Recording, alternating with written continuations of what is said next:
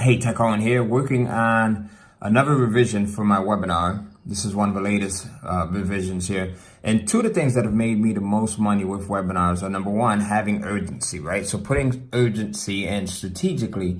And one of the, take a look at the webinar here. So that's it. So one of the ways that I incorporate urgency is by having a countdown timer. And I'm going to go over here and kind of show you. There's so many different ways that you can do this. So here is a, let me actually expand the screen so you can see it. So here, as you notice, let me see if you can see this thing here. There's the countdown timer that's up here, right? So having that in there, and I usually like to have it count down for about 20 minutes after the webinar ends. So about 20 minutes after the webinar ends. And what you'll see is people will actually come in. They'll come back after the webinar has actually ended, meaning like after you've given content and after you've made your pitch, and they still come in.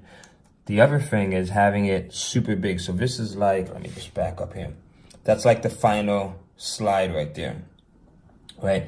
I got the URL up there. The countdown timer will continue to count down, and it's gonna count down like 20 minutes, as I said, after the webinar has like quote unquote officially ended. The other thing is consistently like testing and split testing different things, never getting comfortable with where your webinar is, because every time you split test, and if you can increase conversions, guess what? You've written yourself a check, right? You've given yourself a raise. So split testing like the colors of your buttons, the text, split testing the types of testimonials, right? Whether you have a lot of testimonials, 10, 20 testimonials, whether you don't have a lot of testimonials, whether the testimonials are things that seem super basic or seem super easy, or things that people are talking about in their testimonials that seem super hard and complicated. It depends on your list, right, in the market.